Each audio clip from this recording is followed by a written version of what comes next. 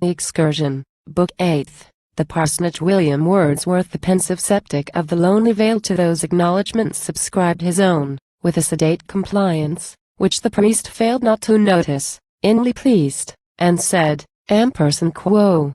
If ye, by whom invited I began these narratives of common humble life, be satisfied, 'tis well, the end is gained. And, in return for sympathy bestowed and patient listening, thanks accept from me. Life, death, eternity. Momentous themes or they might demand a seraph's tongue, were they not equal to their own support. And therefore no incompetence of mine could do them wrong.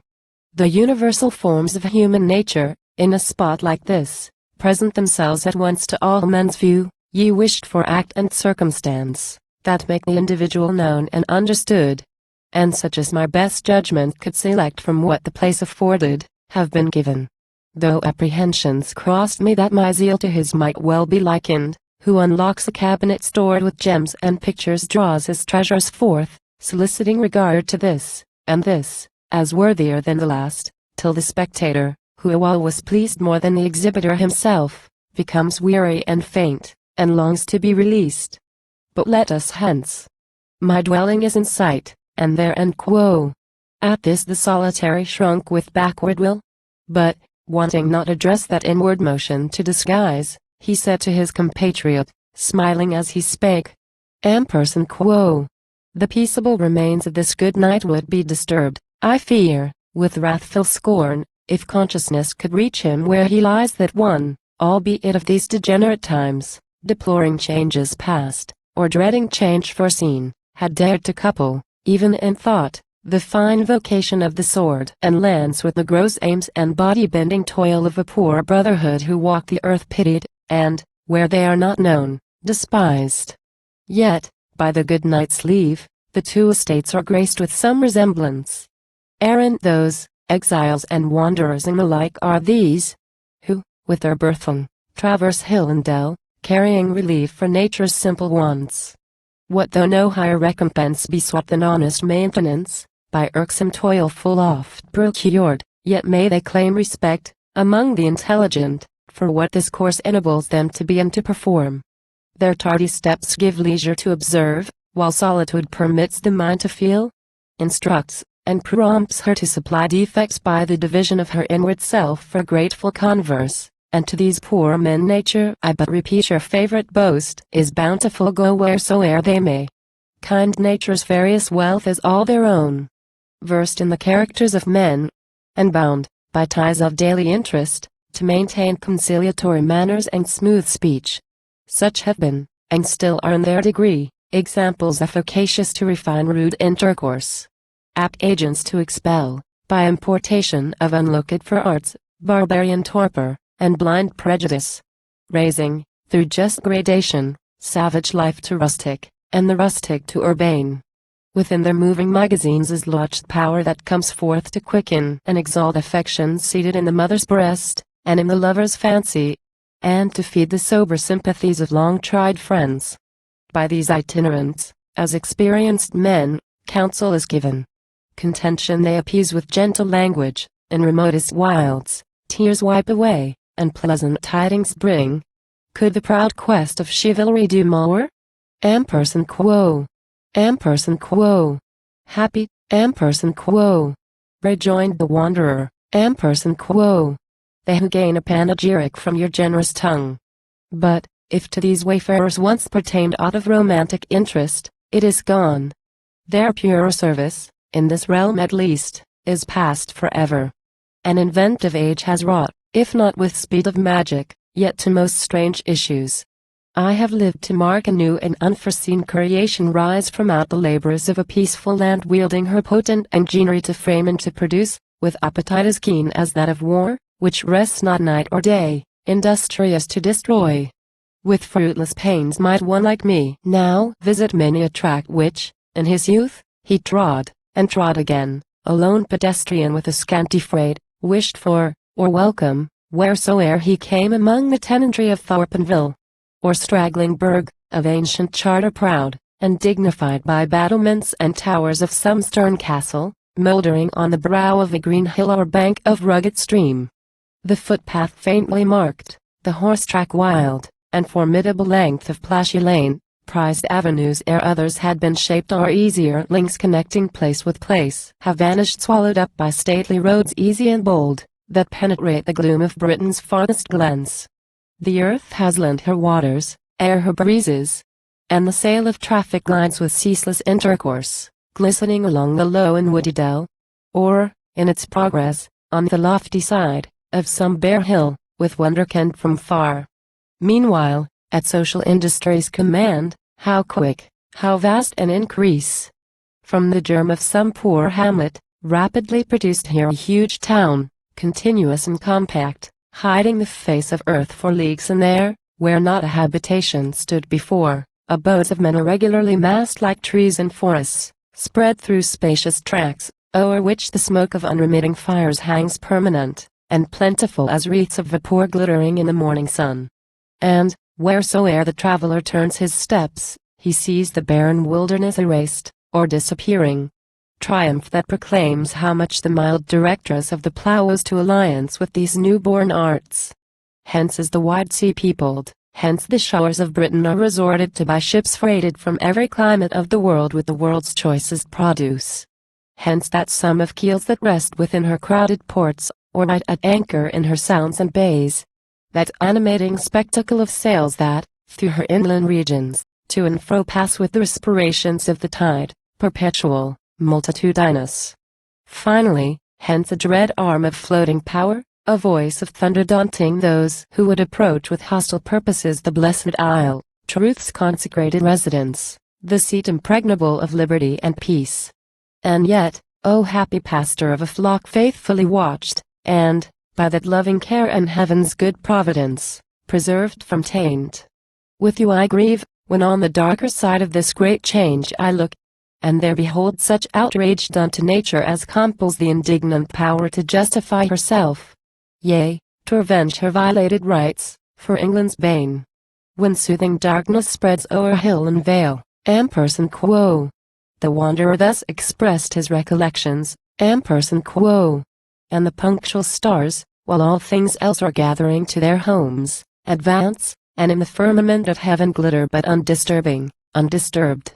As if their silent company were charged with peaceful admonitions for the heart of all beholding man, earth's thoughtful lord. Then, in full many a region, once like this the assured domain of calm simplicity and pensive quiet, an unnatural light prepared for never-resting labor's eyes breaks from a many-windowed fabric huge, and at the appointed hour a bell is heard of harsher import than the curfew knell that spake the Norman conqueror's stern behest, a local summons to unceasing toil. Discouraged are now the ministers of day, and, as they issue from the illumined pile, a fresh band meets them, at the crowded door and in the courts, and where the rumbling stream, that turns the multitude of dizzy wheels, glares, like a troubled spirit, in its bed among the rocks below. Men, maidens, youths, mother and little children, boys and girls, enter, and each the wonted task resumes within this temple, where is offered up to gain, the master idol of the realm, perpetual sacrifice. Even thus of old our ancestors, within the still domain of vast cathedral or conventual church, their vigils kept, where tapers day and night on the dim altar burned continually, in token that the house was evermore watching to God. Religious men were they, nor would their reason, tutored to aspire above this transitory world, allow that there should pass a moment of the year, when in their land the Almighty's service ceased. Triumph who will in these profaner rites which we, a generation self-extolled, as zealously perform. I cannot share his proud complacency, yet do I exult, casting reserve away, exult to see an intellectual mastery exercised o'er the blind elements. A purpose given, a perseverance fed, almost a soul imparted to brute matter. I rejoice, measuring the force of those gigantic powers that, by the thinking mind, have been compelled to serve the will of feeble-bodied man. For with the sense of admiration blends the animating hope that time may come when, strengthened, yet not dazzled, by the might of this dominion over nature gained, men of all lands shall exercise the same in due proportion to their country's need. Learning, though late, that all true glory rests, all praise, all safety, and all happiness, upon the moral law. Egyptian Thebes, Tyre, by the margin of the sounding waves, Palmyra, central in the desert, fell, and the arts died by which they had been raised. Call Archimedes from his buried tomb upon the grave of vanished Syracuse, and feelingly the sage shall make report how insecure, how baseless in itself, is the philosophy whose sway depends on mere material instruments. How weak those arts, and high inventions, if unpropped by virtue. He, sighing with pensive grief, amid his calm abstractions, would admit that not the slender privilege is theirs to save themselves from blank forgetfulness. Ampersand quo. When from the wanderer's lips these words had fallen, I said, Ampersand quo. And, did in truth those vaunted arts possess such privilege, how could we escape sadness and keen regret, we who revere, and would preserve as things above all price, the old domestic morals of the land, her simple manners, and the stable worth that dignified and cheered a low estate? Oh! Where is now the character of peace, sobriety, and order, and chaste love, and honest dealing, and untinted speech, and pure goodwill, and hospitable cheer, that made the very thought of country life a thought of refuge, for a mind detained reluctantly amid the bustling crowd? Where now the beauty of the Sabbath kept with conscientious reverence, as a day by the Almighty Lawgiver pronounced holy and blessed? And where the winning grace of all the lighter ornaments attached to time and season, as the year rolled round? Ampersand quo. Ampersand quo. Fled. Ampersand quo. Was the wanderer's passionate response. Ampersand quo. Fled utterly. Or only to be traced in a few fortunate retreats like this, which I behold with trembling, when I think what lamentable change a year or a month may bring, that brook converting as it runs into an instrument of deadly bane for those, who, yet untempted to forsake the simple occupations of their sires, drink the pure water of its innocent stream with lip almost as pure. Domestic bliss, or call it comfort, by a humbler name, how art thou blighted for the poor man's heart! Lo! In such neighborhood, from morn to eve, the habitation's empty. Or perchance the mother left alone, no helping hand to rock the cradle of her peevish babe? No daughters round her, busy at the wheel, or in dispatch of each day's little growth of household occupation? No nice arts of needlework? No bustle at the fire, where once the dinner was prepared with pride? Nothing to speed the day, or cheer the mind? Nothing to praise, to teach, or to command? The father, if perchance he still retain his old employments, goes to field or wood, no longer led or followed by the sons. Idlers perchance they were, but in his sight, breathing fresh air, and treading the green earth, till their short holiday of childhood ceased, ne'er to return. That birthright now is lost. Economists will tell you that the state thrives by the forfeiture of unfeeling thought, and falls as monstrous. Can the mother thrive by the destruction of her innocent sons, in whom a premature necessity blocks out the forms of nature, preconsumes the reason, famishes the heart, shuts up the infant being in itself, and makes its very spring a season of decay? The lot is wretched, the condition sad, whether a pining discontent survive, and thirst for change, or habit hath subdued the soul depressed, dejected even to love of her close tasks, and long captivity. Oh, banish far such wisdom as condemns a native Briton to these inward chains, fixed in his soul, so early and so deep, without his own consent, or knowledge, fixed. He is a slave to whom release comes not, and cannot come. The boy, where'er he turns, is still a prisoner. When the wind is up among the clouds, and roars through the ancient woods, or when the sun is shining in the east, quiet and calm, behold him in the school of his attainments? No, but with the air fanning his temples under heaven's blue arch.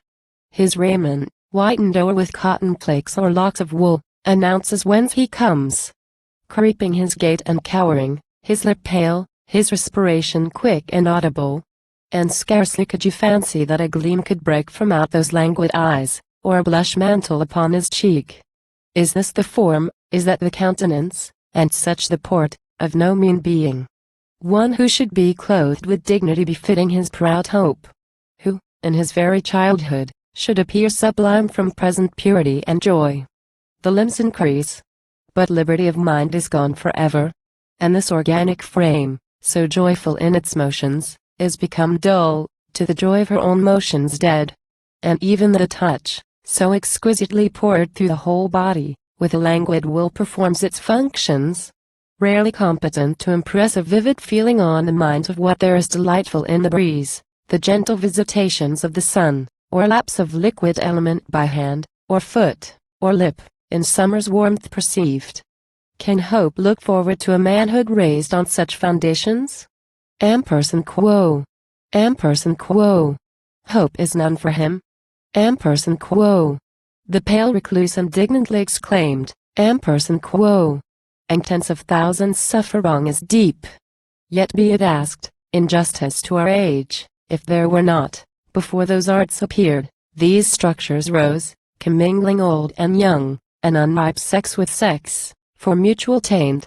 If there were not, then, in our far-famed isle, multitudes, who from infancy had breathed air unimprisoned, and had lived at large, yet walked beneath the sun, in human shape, as abject, as degraded? At this day, who shall enumerate the crazy huts and tottering hovels, whence do issue forth a ragged offspring, with their upright hair crowned like the image of fantastic fear? Or wearing, shall we say, in that white growth an ill-adjusted turban, for defense or fierceness, wreathed around their sunburnt brows, by savage nature. Shriveled are their lips, naked, and colored like the soil, the feet on which they stand, as if thereby they drew some nourishment, as trees do by their roots, from earth, the common mother of us all. Figure and mien, complexion and attire, are leagued to strike dismay, but outstretched hand and whining voice denote them supplicants for the least boon that pity can bestow. Such on the breast of darksome heaths are found, and with their parents occupy the skirts of furze-clad commons. Such are born and reared at the mind's mouth under impending rocks, or dwell in chambers of some natural cave, or where their ancestors erected huts, for the convenience of unlawful gain, in forest purlieux. And the like are bred, all England through, where nooks and slips of ground purloined, in times less jealous than our own, from the green margin of the public way, a residence offered them, mid the bloom and gaiety of cultivated fields. Such, we will hope the lowest in the scale, do I remember oft times to have seen mid Buxton's dreary heights. In earnest watch, till the swift vehicle approach, they stand. Then, following closely with the cloud of dust, an uncouth feet exhibit, and are gone heels overhead, like tumblers on a stage. Up from the ground they snatch the copper coin, and, on the freight of merry passengers fixing a steady eye, maintain their speed, and spin and pant and overhead again, wild pursuivants, until their breath is lost, or bounty tires and never face, that smiled encouragement, hath ceased to look that way. But, like the vagrants of the gypsy tribe, these, bred to little pleasure in themselves, are profitless to others. Turn we then to Britons born and bred within the pale of civil polity, and early trained to earn, by wholesome labor in the field, the bread they eat.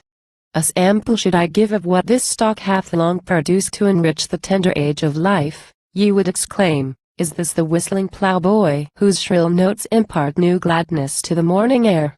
Forgive me if I venture to suspect that many, sweet to hear of in soft verse, are of no finer frame. Stiff are his joints. Beneath a cumbrous frock, that to the knees invests the thriving churl, his legs appear, fellows to those that lustily upheld the wooden stools for everlasting use, whereon our fathers sate. And mark his brow under whose shaggy canopy are set two eyes not dim, but of a healthy stare wide, sluggish, blank, and ignorant, and strange, proclaiming boldly that they never drew a look or motion of intelligence from infant conning of the Christ-cross row, or puzzling through a primer, line by line, till perfect mastery crown the pains at last. What kindly warmth from touch of fostering hand, what penetrating power of sun or breeze, shall e'er dissolve the crust wherein his soul sleeps, like a caterpillar sheathed in ice? This torpor is no pitiable work of modern ingenuity. No town nor crowded city can be taxed with aught of sottish vice or desperate breach of law, to which, and who can tell where or how soon, he may be roused. This boy the fields produce, his spade and hoe, mattock and glittering scythe, The carter's whip that on his shoulder rests in air high towering with a boorish pomp, the scepter of his sway. His country's name, her equal rights, her churches and her schools, what have they done for him? And, let me ask, for tens of thousands uninformed as he? In brief, what liberty of mind is here? Ampersand quo. This ardent sally pleased the mild good man, to whom the appeal couched in its closing words was pointedly addressed, and to the thoughts that, in assent or opposition, rose within his mind, he seemed prepared to give prompt utterance. But the vicar interposed with invitation urgently renewed. We followed, taking as he led, a path along a hedge of hollies dark and tall, whose flexile boughs low bending with a weight of leafy spray, concealed the stems and roots that gave them nourishment. When frosty winds howl from the north, what kindly warmth, methought, is here how grateful this impervious screen. Not shaped by simple wearing of the foot on rural business passing to and fro was the commodious walk, a careful hand had marked the line, and strewn its surface o'er with pure cerulean gravel, from the heights fetched by an Ibring brook. Across the vale the stately fence accompanied our steps, and thus the pathway, by perennial green guarded and graced, seemed fashioned to unite, as by a beautiful yet solemn chain, the pastor's mansion with the house of prayer. Like image of solemnity, conjoined with feminine allurement soft and fair, the mansion's self displayed a reverent pile with bold projections and recesses deep, shadowy, yet gay and lightsome as it stood fronting the noontide sun. We paused to admire the pillared porch, elaborately embossed, the low wide windows with their mullions old, the cornice, richly fretted, of grey stone, and that smooth slope from which the dwelling rose, by beds and banks Arcadian of gay flowers and flowering shrubs, protected and adorned, profusion bright, and every flower assuming a more than natural vividness of hue, from unaffected contrast with the gloom of sober cypress, and the darker foil of yew, in which survived some traces, here not unbecoming, of grotesque device and uncouth fancy. From behind the roof rose the slim ash and massy sycamore, blending their diverse foliage with the green of ivy, flourishing and thick, that clasped the huge round chimneys, harbor of delight for wren and redbreast, where they sit and sing their slender ditties when the trees are bare. Nor must I leave untouched the picture elsewhere incomplete, a relic of old times happily spared, a little Gothic niche of nicest workmanship, that once had held the sculptured image of some patron saint, or of the Blessed Virgin, looking down on all who entered those religious doors. But lo! where from the rocky garden mount crowned by its antique summer house descends, light as the silver fawn, a radiant girl. For she hath recognized her honored friend, the wanderer ever welcome. A prompt kiss the gladsome child bestows at his request, and, up the flowery lawn as we advance, hangs on the old man with a happy look, and with a pretty restless hand of love. We enter by the lady of the place cordially greeted. Graceful was her port, a lofty stature undepressed by time, whose visitation had not wholly spared the finer lineaments of form and face, to that complexion brought which prudence trusts in and wisdom loves. But when a stately ship sails in smooth weather by the placid coast on homeward voyage, what if wind and wave, and hardship undergone in various climes, have caused her to abate the virgin pride, and that full trim of inexperienced hope with which she left her haven not for this, should the sun strike her, and the impartial breeze play on her streamers, fails she to assume brightness and touching beauty of her own, that charm all eyes. So bright, so fair, appeared this goodly matron, shining in the beams of unexpected pleasure. Soon the board was spread, and we partook a plain repast. Here, resting in cool shelter, we beguiled the midday hours with desultory talk. From trivial themes to general argument passing, as accident or fancy led, or courtesy prescribed. While question rose and answer flowed, the fetters of reserve dropping from every mind, the solitary resumed the manners of his happier days, and in the various conversation bore a willing, nay, at times, a forward part, yet with the grace of one who in the world had learned the art of pleasing, and had now occasion given him to display his skill, upon the steadfast vantage ground of truth. He gazed, with admiration unsuppressed, upon the landscape of the sun-bright vale, seen, from the shady room in which we sate, in softened perspective, and more than once praised the consummate harmony serene of gravity and elegance, diffused around the mansion and its whole domain. Not, doubtless, without help of female taste and female care. Ampersand quo. A blessed lot is yours. Ampersand quo. The words escaped his lip, with a tender sigh breathed over them, but suddenly the door flew open, and a pair of lusty boys appeared, confusion checking their delight. Not brothers thank feature or attire, but fond companions, so I guessed, in field, and by the river's margin whence they come, keen anglers with unusual spoil elated. One bears a willow pannier on his back, the boy of plainer garb, whose blush survives more deeply tinged. Twin might the other be to that fair girl who from the garden mount bounded, triumphant entry this for him. Between his hands he holds a smooth blue stone, on whose capacious surface he outspread large store of gleaming crimson-spotted trouts, ranged side by side, and lessening by degrees up to the dwarf that tops the pinnacle. Upon the board he lays the sky-blue stone with its rich freight. Their number he proclaims, tells from what pool the noblest had been dragged, and where the very monarch of the brook, after long struggle, had escaped at last, stealing alternately at them and us, as doth his comrade too. A look of pride, and, verily, the silent creatures made a splendid sight, together thus exposed. Dead but not sullied or deformed by death, that seemed to pity what he could not spare. But oh, the animation and the mien of those two boys! Yea, and the very words with which the young narrator was inspired, when, as our questions led, he told at large of that day's prowess. Him might I compare, his looks, tones, gestures, eager eloquence, to a bold brook that splits for better speed, and at the self-same moment, works its way through many channels, ever and anon parted and reunited, his compeer to the still lake, whose stillness is to sight as beautiful as grateful to the mind. But to what object shall the lovely girl be likened? She whose countenance and air unite the graceful qualities of both, even as she shares the pride and joy of both. My gray-haired friend was moved.